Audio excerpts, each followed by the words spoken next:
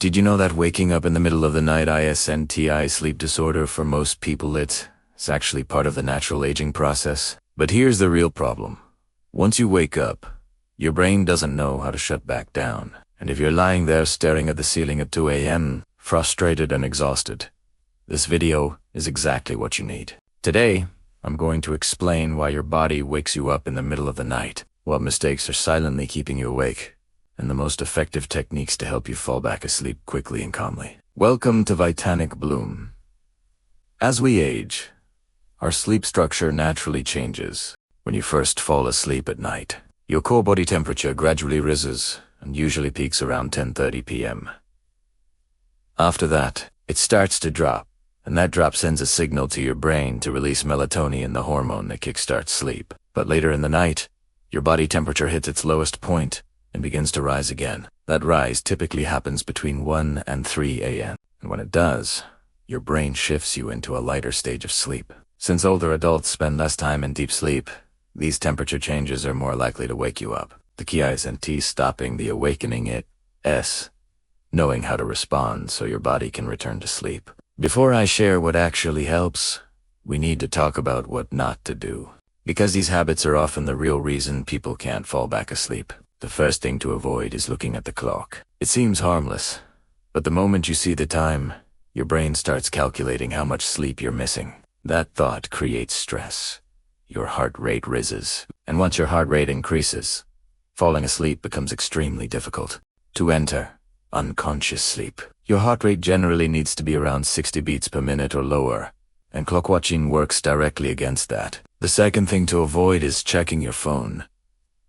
Even a quick glance activates your brain. The light stimulates alertness, and reading notifications or messages raises your heart rate. This is especially disruptive in the middle of the night when your brain should be in rest mode. If your phone isn't already on the lowest brightness setting, it's even more damaging. The third thing to be cautious about is getting up to use the bathroom when you don't truly need to. If you genuinely have to go, then go, but many people wake up and assume they should. Going from lying down to standing, walking, and then returning to bed raises your heart rate and makes it harder to fall asleep again. This doesn't mean you will never fall back asleep after using the bathroom. It's simply something to be mindful of. The final thing to avoid is turning on bright lights.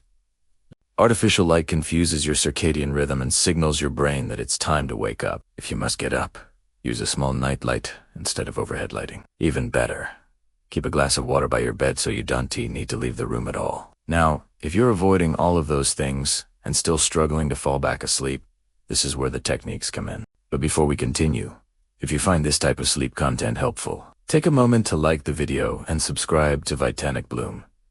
It really helps the channel grow and allows me to keep sharing practical, science-backed tips like these. If you consistently wake up feeling tired or groggy during the day, especially if you may be worth getting screened for sleep apnea. Many older adults have it without realizing. An effective treatment can dramatically improve sleep and overall health. Home sleep tests now make it easier than ever to get screened without visiting a sleep lab. Now, let's talk about what actually works. My favorite technique for falling back asleep is called 4-7-8 breathing. It's simple and powerful.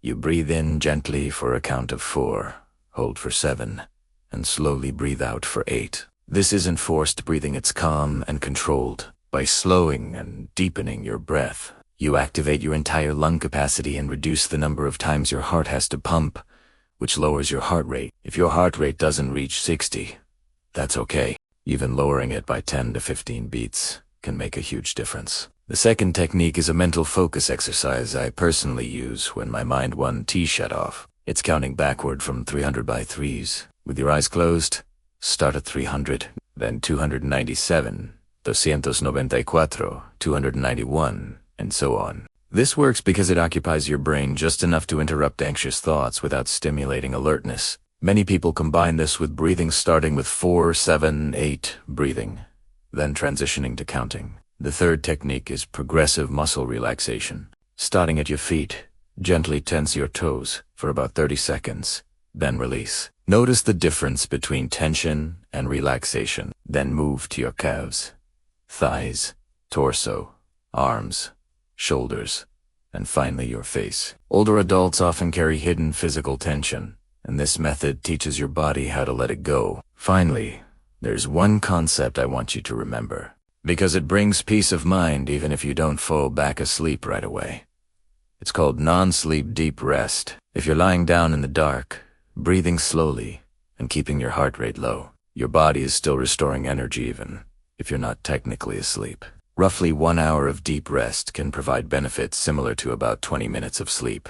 That means your time in bed is still valuable, even if you're awake. I know this was a lot of information, but I hope you found something useful. If you have tips that have helped you fall back asleep, share them in the comments. I may include them in a future Vitanic Bloom video. And if you'd like to learn how to structure the perfect nighttime routine, check out the next video on the channel. Thanks for watching, and I'll see you next time.